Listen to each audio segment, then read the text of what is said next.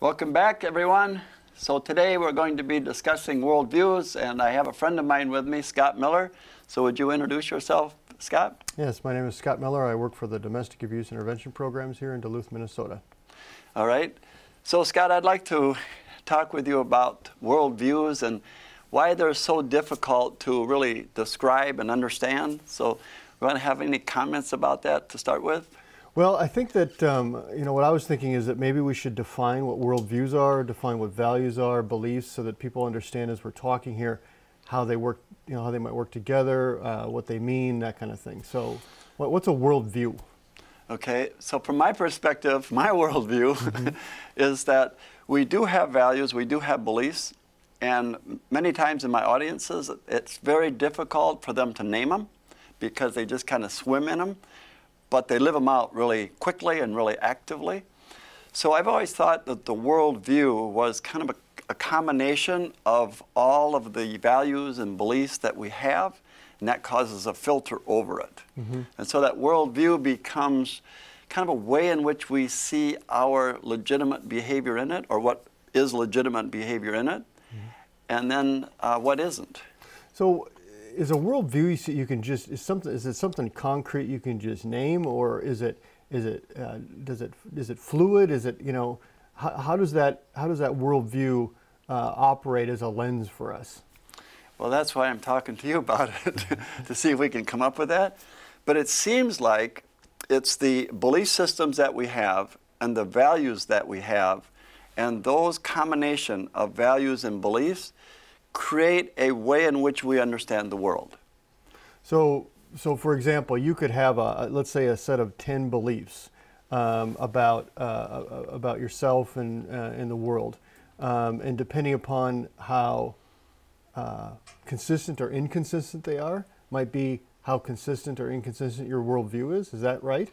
I think that's right on point. I think the way in which the worldview becomes so important for us is that it gives us the way to understand ourselves. And when we see someone describing the world as someplace I can cheat, someplace I can use violence, and then the next minute they want to have forgiveness and they want to have kindness.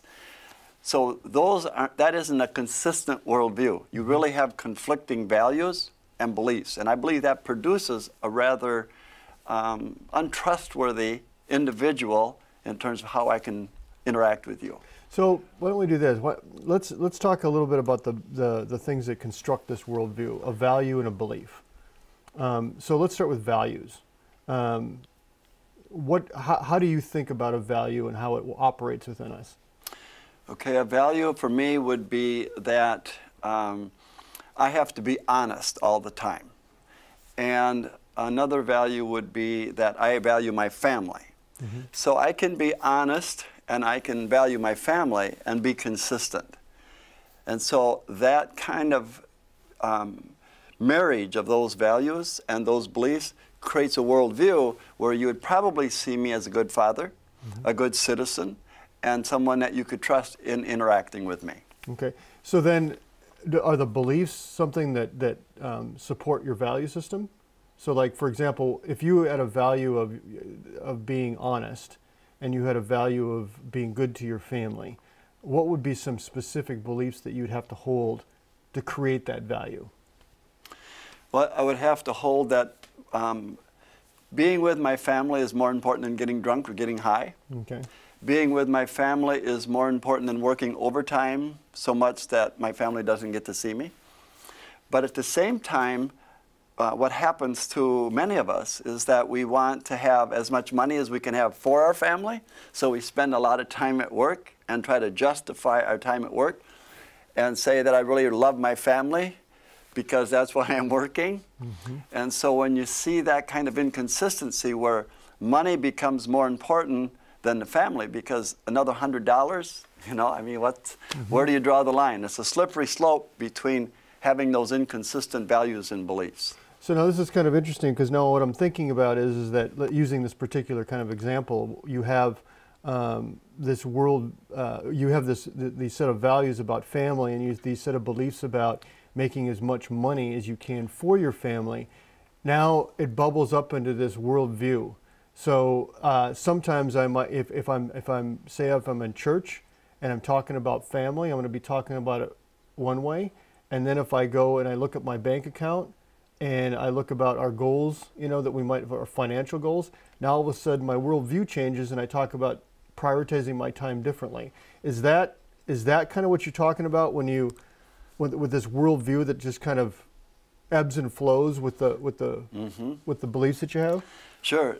So when you're in church talking about the family, and then you look at your bank account and it doesn't have enough money to reach the family goals, you may even add another belief, and that is, I think it'd be okay for me to cheat to get a little extra money, or to deal drugs, or to embezzle money out of a trust account. So it really gets to be a complicated, fluid situation, like you say. But until we have a certain value system that's consistent and it's absolutely the rudder of our lives, we don't know what port you're going to land in each day. So if something happens, for example, let's take again your example where the individual decides that maybe they have a grandmother who has a trust account, and if I just skim a little money off of that to meet some goals, and then they get caught, and obviously, when they're doing it, they felt justified, or they probably wouldn't have done it. It may influence now their worldview, given the consequences that are now coming on them. The world isn't what I thought it was. I have a right to this. I'm going to get it anyway. So why am I in court now dealing with this? We have guys that come to our program who say, this isn't, I'm the victim here. I'm the one who is really being wronged. The system is treating me poorly and not really focusing on what it is they did to get there in the first place. This impact that, the world isn't what I thought it was. And it's really, I'm not who I thought I was. That's kind of the juxtaposition I'm trying to get to. That's a really good point, Scott. And I think if I could paraphrase what you're saying, is I think that when we live our lives in what we think is a good way, and the world gives us bad results, we see it externally. When in fact, it's our internal belief systems that's inconsistent that causes the world to be kind, mean, and whatever. So to give you another example is I was in a relationship and I thought my relationship was really important, but then the way in which I thought that relationship should be wasn't the way it was. So I started to think that I had to correct my partner. So now I have the right to correct her because my value is a family, but the family has got to be a certain way. So now I stop being a good partner and I start being a mean partner. Or I start dealing drugs. I was in jail for 22 years for manufacturing drugs. How could I do that when I was in the life of a boy for 9 years and then go to jail and say I loved him more than anything in the world? So it's really interesting how we have value of honesty, but it's kind of blended over by it's okay to be dishonest. I think the example you gave about the cornfield earlier, if you want to just share that with us, maybe that'd be a good example. Well, it just seemed to me that when we were talking earlier that this idea that, if I plant a field of corn and my overwhelming view is that I have corn, but if every fourth stalk is replaced by weeds, I still have, the majority, corn is my value. But if when I harvest, I'm not going to get the yield because there's going to be these weeds that just keep cropping up, and it may impact how I think about corn, its value, because it didn't give me what I thought it should. Yet I'm not paying attention to the 25% of that field is weeds, even though 75% of my world is corn, right? Yep, and you could even conclude that my land won't grow corn. Right. Simply because you weren't focused on preparing and protecting the corn. Right. I think that's really what it's about, is understanding that the world does produce the results of the actions that we do. And the actions we do are the results of our values and beliefs, and there can be conflicting. So what's this, so then, okay, so you say, most of us are in this spot. Most of us have conflicting values, beliefs, based on situations that occur before us. How is it that an individual then goes about inventorying this and figuring out, okay, these are my, 75% of my world is in a good spot, but 25% of it is situational. You know, where I flex to what I cut a corner, I skim, I do whatever I need to do to get by. How do I start inventorying that stuff so I can have a more consistent approach to the world and a more consistent understanding of it? Well, that is the million-dollar question. And so what my process is for doing that is that we want to be able to, first of all, come to the awareness that all of the beliefs that we have, we caught them. We didn't come into the world with a series of beliefs. And then when we do catch them, we see the results of them paying off at times. So if my dad was a farmer and he planted all of his crops, he got good crops, my mom and dad were really consistent on their values. Work hard, do the right thing, and stay healthy. And they were successful in the way in which they wanted to be because they didn't need a new car, they didn't need all new tractors. They were happy doing what it was that those three characteristics would produce. And I think that is really the most important thing, is to believe that a process will produce the life you want, but you do have to examine to see where your conflicts are in your values and beliefs. Mm-hmm. And I think the way that happens is if you take it right through the PAD process, which is you look at your values, you look at your beliefs, what kind of attitude would that create?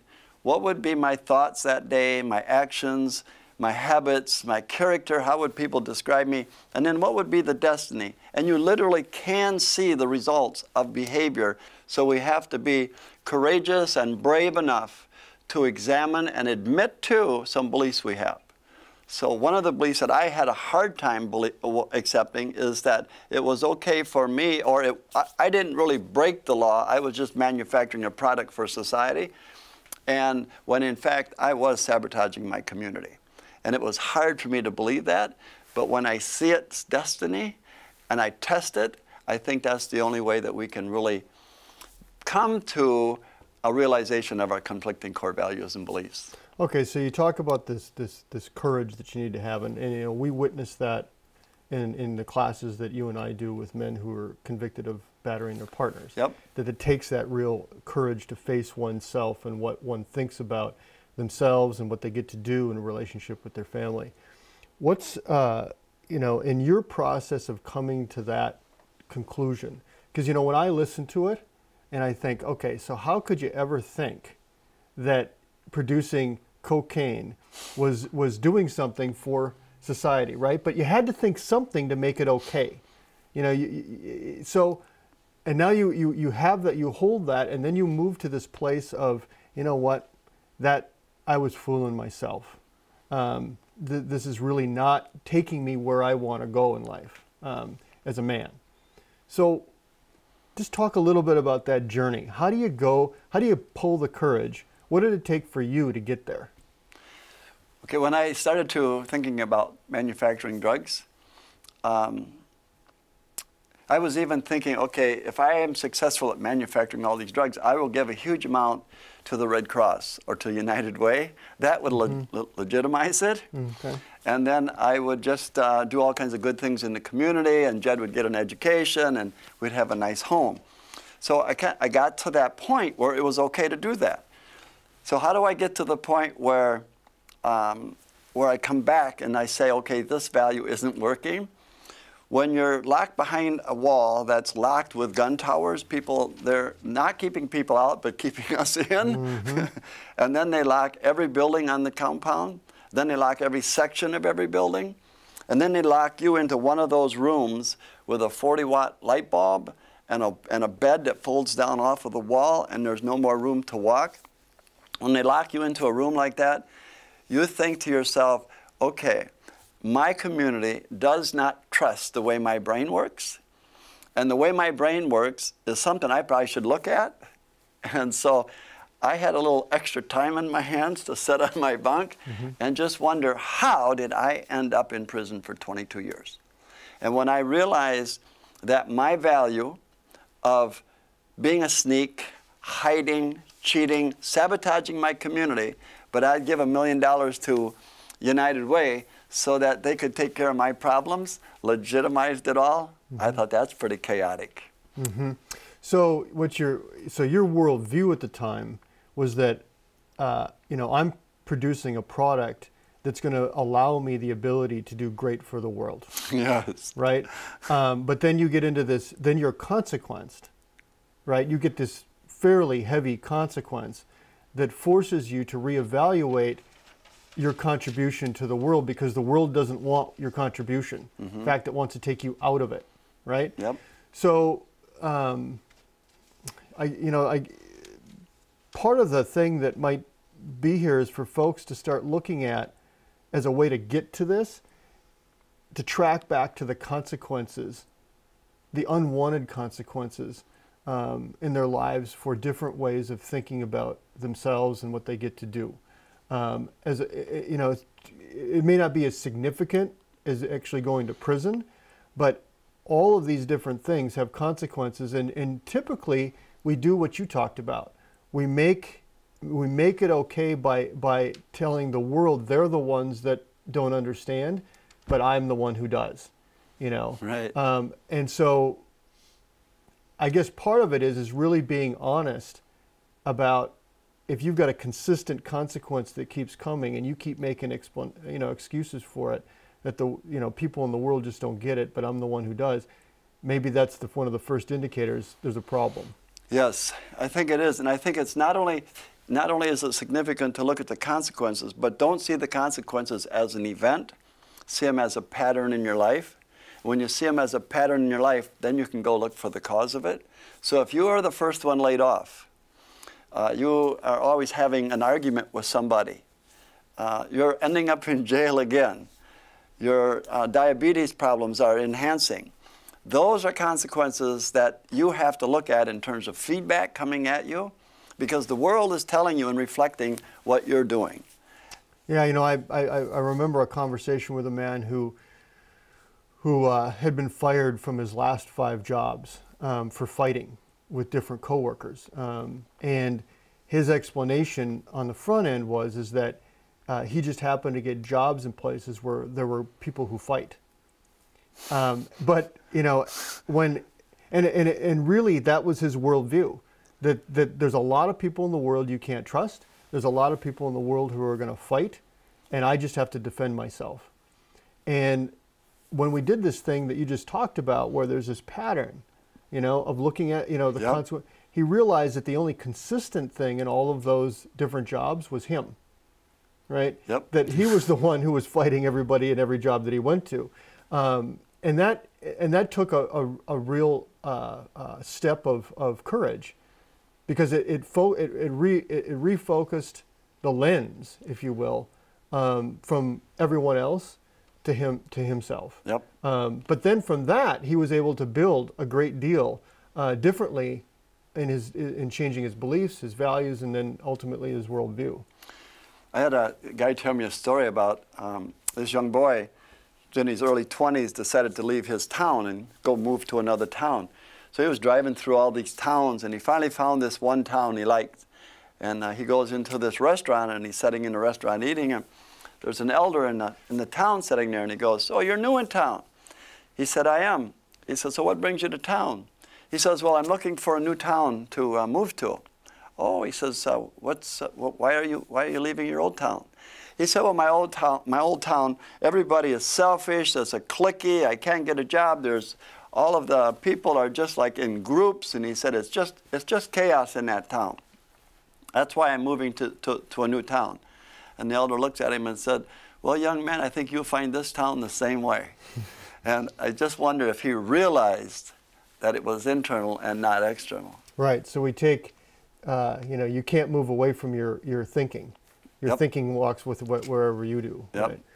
Right? So what it sounds like we're talking about here is that, over the course of our lives, we develop certain beliefs based on certain experiences that we have, or we learn them from people who are older, like maybe a father or a mother, or they teach us things about the world. We hold this thing. I remember men talking about in group how their fathers, if they were abusive fathers, that they really had a reaction against them and said, I don't believe what he does, and I don't I don't agree with virtually everything he says, but you did come to agree with this thing, that if your partner doesn't do what you want her to do, or she's doing something you don't want her to do, that violence is ultimately acceptable to get her to comply. So you may believe, your worldview is that I've disassociated myself from my father's world, yet you find yourself committing the same acts of violence against the partner as you watched your dad do, right? So it's this socially constructed kind of belief system that gets created over time with a myriad of experiences that we've had, and then from that we develop values.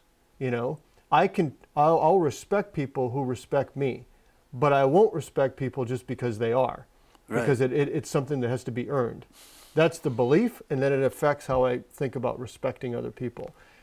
And then ultimately, this collection of values and beliefs that we end up with at any given point in our lives creates a specific kind of worldview that depending upon where we focus, can change.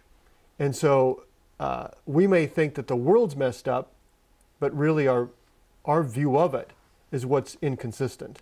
And that's where we need to focus.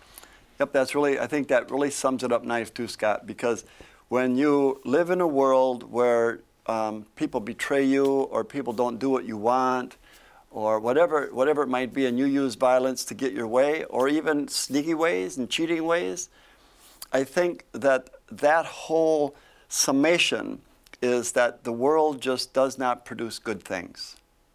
And just like the cornfield can't produce corn. And being a good parent just doesn't pay, because it just doesn't work. Being a good employee doesn't work until you understand that your contribution to that is what the world's reflecting back to you. Yeah, that's good.